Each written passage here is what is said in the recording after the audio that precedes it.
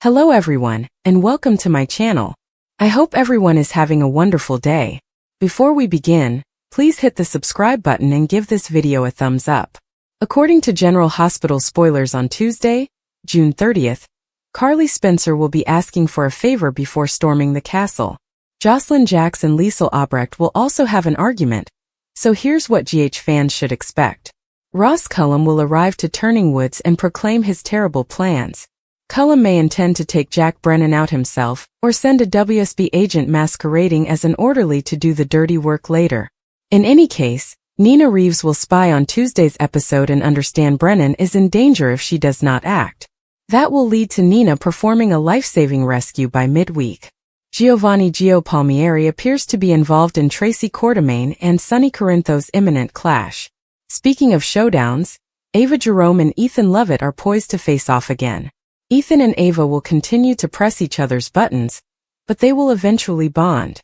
In the meanwhile, Josslyn will clash with Liesl after the prototype is completed. Despite Josslyn's intention to keep the finished project out of Cullum's hands, Obrecht's aim may be to keep Cassius Faison, also known as Phony Nathan West, alive. Liesl might make Josslyn consider how far she would go to defend someone she cares about, such as her mother, Carly. That could help Josslyn comprehend Obrecht's situation a little better. It could also set up Carly's impending Windmere arrival, as she prepares to break in with Lucas Jones. Carly will decide she needs a backup plan in case things go awry, so she will call Charlotte Cassadine and Danny Morgan for help. Carly will schedule an 8 p.m. set a deadline and require that the teenagers contact Sonny if she does not respond by then. Jen Sidwell is counting on Cassius to fire at Joe Fitzpatrick from his freshly exposed refuge. Sidwell said that Nathan was his criminal twin brother in an attempt to force Cassius to pull the trigger. Cassius appears to be planning on using his weapon to knock Joe unconscious before turning his rifle on Sidwell. Cullum wants Sidwell gone for good. Therefore Cassius may really consider wiping him off the map because Josslyn and Obrecht's lives are at danger. Sidwell will suggest that Cassius should help him depart Port Charles instead, and he will make a compelling pitch. Cassius will supposedly arrange a new agreement with Sidwell, but he'll jeopardize the plan by hanging around with James West at the batting cages rather than simply leaving Port Charles. According to General Hospital teasers, Cassius will face even more difficult situations as a result, so stay tuned. Carly Corinthos Spencer strode through Port Charles's shadows with the desperation of a mother facing her daughter's absence. The air was thick with tension as she held her phone, her mind reliving the scattered clues that had led her here, to Windmere, the enormous Cassadine fortress on Spoon Island. Josslyn Jax, her fiery, independent daughter, had been missing for days, embroiled in a web of danger that included multinational operations, old vendettas, and the ever-present menace of the Cassadine inheritance. Carly's emergency plea had been sent to people she trusted the most, but tonight desperation drove her to a perilous break-in. Lucas Jones, her biological brother, welcomed her at the modest dock landing. The young doctor, still adjusting to his complicated return to Port Charles and the emotional minefield of his relationships, held a flashlight and a set of lock-picking tools stolen from an unexpected source. "This is ridiculous, Carly. Windmere is heavily guarded. And if Sidwell or his men catch us?" His concern mirrored her own. Josslyn was more than simply Carly's daughter.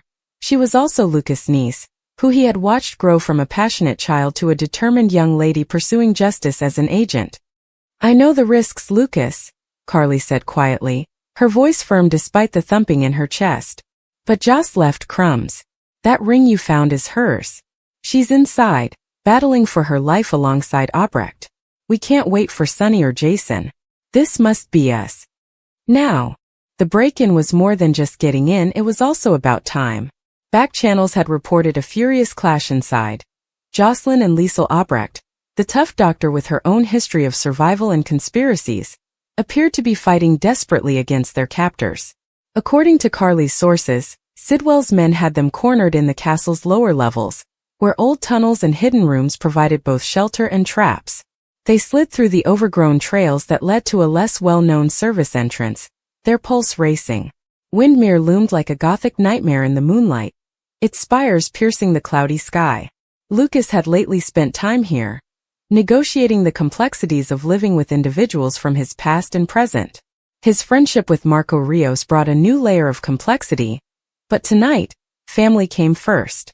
Carly picked the lock with remarkable skill, reminiscent of her streetwise days before the Corinthos Empire raised her position. The door creaked open, revealing a dimly lighted corridor lined with pictures of Cassadine ancestors. Their eyes seemed to judge the intruders. Inside, the air was stuffy, with echoes of shouted voices coming from deeper within the estate. Carly and Lucas moved quietly, keeping to the shadows. Joss has been investigating Sidwell's operations, Carly said as they walked down a tiny stairway. She came too close. That argument with Cassius pushed her to this. Now she and Obrecht are paying the price. Liesl Obrecht, the quirky and deadly physician, had her own vendettas against the Cassadines and shifting alliances like Port Charles winds. Rumors circulated that she had momentarily allied with Joss, their shared survival instincts transforming them into unusual allies against a mutual enemy. Carly's memories flooding back as they negotiated the convoluted hallways. She remembered Josslyn's upbringing as bright and resilient, influenced by the chaos of her mother's relationship with Sonny, and the frequent threats that came with it. Joss had rebelled, followed a career in law enforcement, and established her own identity independent of the mob lineage. But danger had a way of circling back. Lucas reflected on his own journey. Assumed dead after a gunshot, he returned to mend relationships with family, including his mixed feelings for Brad and the draw of new ties. This rescue felt like redemption, an opportunity to show that he could defend the family who had mourned him. A muffled yell from ahead froze them. They pressed against the wall, their footsteps echoing. Peering around a corner, they noticed two soldiers stationed outside a reinforced door. Carly signaled Lucas and they improvised. Lucas, using his medical knowledge and quick thinking, created a distraction by knocking over a nearby vase, sending shards flying. As the guards investigated, Carly struck, one with a perfect hit to the temple with a hefty candlestick, the other held down by Lucas in a chokehold until he went limp. "Nice work, Doctor," Carly said, impressed. They unlocked the door and rushed into a dimly lit area. The situation was chaotic. Josslyn, injured but stubborn, was engaged in a physical fight with one of Sidwell's goons, her training evident in her accurate strikes. Liesl Obrecht stood nearby, using a homemade weapon, a broken chair leg, and repelling another onslaught with unexpected vigor. "Joss!" Carly cried, racing forward. The room erupted in full fight. Lucas jumped in, using his strength to remove one of Josslyn's guards while Carly assisted Obrecht in dispatching the second. Josslyn's eyes widened with relief and disbelief. "Mom? Uncle Lucas? How did you?" A fist interrupted her, but she responded quickly, her years of self-defense paying off. The fight was violent and raw. Obrecht, ever the survivor, delivered a decisive strike that left her opponent crumpled.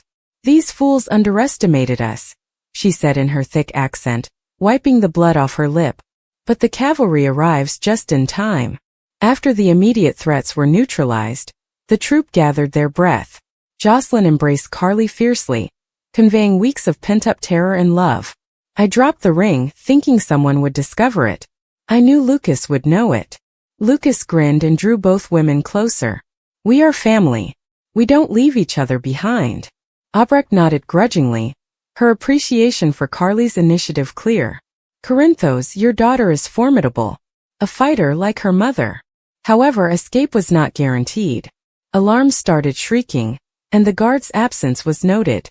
The group dashed down the tunnels, Obrecht leading the way with intimate knowledge of Windmere's secrets via her Cassadine connections.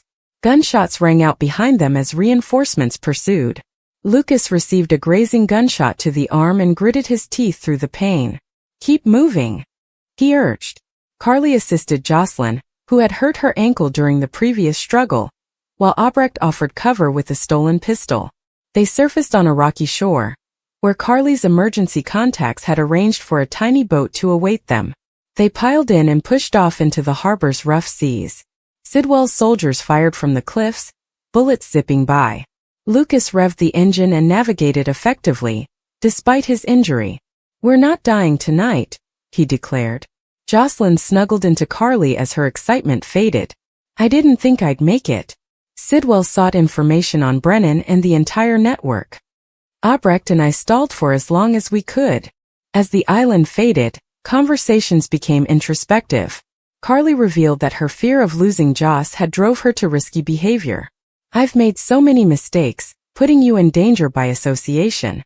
But I'll always be there for you." Josslyn gripped her hand. "I chose this life, Mother. Fighting the bad guys. But having you and Lucas show up, it means everything."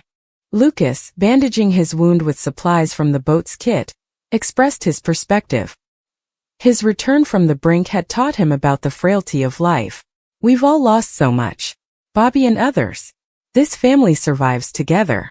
Obrecht, responding to minor injuries, demonstrated a rare vulnerability. Her experiences with the Cassidines, as well as her own daughter Britt, influenced her remarks. "Alliances change, but blood and devotion remain. You've earned my respect tonight." The boat docked in Port Charles under the protection of allies, with Sonny's men guaranteeing a successful landing. Lucas and the others were waiting for medical attention in a private clinic. In the days that followed, the rescue sent shockwaves across Port Charles. Investigations into Sidwell accelerated, with Anna Devane and the PCPD piecing together the international threats. Josslyn recovered. Her resolve to bring down the network strengthened. She and Carly had serious conversations about limits and support, repairing some of the strains produced by Carly's relationships and decisions. Lucas was questioned by Marco and others about his heroics, which strengthened his commitment to balance medicine and family. Yet threats remained. Sidwell dodged full captivity and vowed vengeance. Obrecht vanished into the shadows, her involvement in the struggle raising questions. Carly's break-in at Windmere raised eyebrows, but others who understood praised her protective instincts. Jack Brennan's shadow hung across connected plots, adding layers of intrigue. Family reunions in the Corinthos compound provided healing. Sonny hugged his daughter, grateful for her safety. Jason provided quiet support, his relationship with Carly difficult but strong. Lucas reconnected with loved ones, and his brush with death reinforced his priorities. Josslyn visited Obrecht in hiding, forming an odd mentorship. The ordeal brought home Port Charles's essential truth. In a community full of secrets and vendettas, love and devotion were the most powerful weapons. Carly stood on the balcony one evening, admiring the harbor lights. The emergency plea that prompted the Windmere break-in was a gamble, yet it saved lives. Josslyn joined her, making the mother-daughter relationship stronger. "We survived," Joss whispered softly. "Together." Lucas came, arm in sling and beaming. "We'll keep surviving.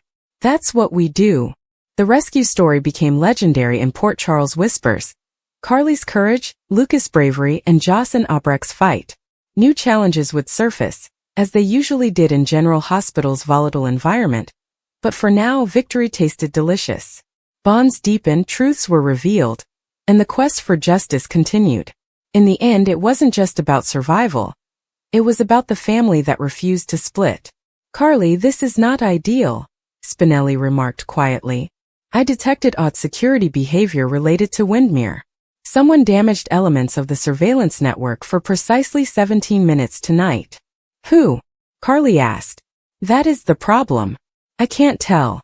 But I discovered additional detail that might interest you." A file related to Victor Cassidy's old research files was accessed remotely shortly before the cameras were turned off. Carly's gut constricted. Victor's research had already resulted in enough harm. "Are you telling me that someone broke into Windmere?" "I'm telling you, someone intended it to appear as if no one was present." Carly turned back to face the gathering. Jason Morgan was across the room, speaking with Sonny. She pondered informing them right away, but something stopped her. If the wrong people found out about it, whomever was responsible for the break-in would disappear. "I need a favor," she explained. "Name it. Get me into Windmere tonight." Meanwhile, Josslyn Jax was having an entirely different evening. She had gone to the hospital to check on a friend and overheard a violent dispute in one of the private labs. The voice belonged to Dr. Liesel Obrecht. "You had no authorization." Obrecht snapped. "I was trying to help," a younger researcher insisted. Joss slowed near the doorway. Obrecht emerged with a tablet and almost collided with her. "Ah, Miss Jax," Obrecht inquired, suspicious. "Eavesdropping is a dreadful habit." "I wasn't eavesdropping," Joss said. You were yelling so loudly that the entire floor could hear, Obrecht said, narrowing her eyes. Then perhaps you should forget whatever you think you heard. This further piqued Joss' interest. What does this have to do with Victor? Obrecht paused abruptly. The pause told Joss everything. Interesting, Joss commented. You know nothing, Obrecht said fiercely. And for your own safety, keep it that way. Joss folded her arms. Whenever adults in this town say something is for my own safety, it usually means I'm already in danger. Obrecht's visage hardened. You are your mother's daughter. Is that a compliment? No, not just now. Obrecht's phone rang before Joss could react. She looked at the television, and for the first time true concern crossed her face. She hurried down the passage without saying another word. Joss followed. Carly ran into Spinelli by the docks. He gave her a little device. Temporary access override, he clarified. It should open one service entrance at Windmere. The Jackal prefers not to make promises about Cassadine technology. Carly smirked despite herself. You're coming with me. Absolutely not. Spinelli. But if we come upon secret tunnels, mechanical traps, or frozen supervillains, I retain the right to worry. The launch trip to Spoon Island was unusually calm. Fog drifted across the ocean, burying the shoreline behind them. Windmere surged ahead like a black castle. As they neared the side entrance, Carly's phone rang. It was Joss. Where are you, Mom? Busy. What is wrong? I believe Obrecht is concealing something related to Victor Cassadine. Carly exchanged a glance with Spinelli. Stay where you are. Too late. I'm following her. Joss. But the call was ended. Inside General Hospital, Joss observed Obrecht enter a restricted research wing. A security guard stopped her. Family only, he said. Joss smiled softly. I am practically family. This is Port Charles. He did not laugh. So she waited for him to turn away before slipping into a side passage she recalled from volunteer work. She spotted Obrecht in a storage room, furiously digging through old paperwork. Looking for something? Joss asked. Obrecht turned around. Did you lose your mind? Perhaps. But I am not the one lurking around hospital labs. Leave. Not until you tell me what's going on. Obrecht took a step closer. Something is going on that could endanger a large number of people, including your mother. Joss' expression changed suddenly. What does my mother have to do with this? Carly has a knack for going right into danger. Where is she? Obrecht paused. That was sufficient. Is she at Windmere? Joss demanded. Obrecht grabbed her arm before she could escape. You cannot go there. Let go of me. Listen to me. Obrecht snapped. If someone is searching Victor's archives, they may be searching for something far worse than money. Joss broke free. Then my mom shouldn't be there alone. She is not alone. That's not comforting. When Obrecht attempted to block the entryway, the dispute escalated into a full-fledged confrontation. Joss shoved past her. Obrecht grabbed her backpack. Joss turned around. Seriously. I'm trying to save you from yourself. And I'm trying to reach my mother. For a few moments, they were trapped in a comical tug-of-war before the backpack strap snapped and Joss staggered backward. Obrecht looked at the broken strap with surprise. You owe me a new bag, Joss explained. If you make it through the evening, I'll buy you 3.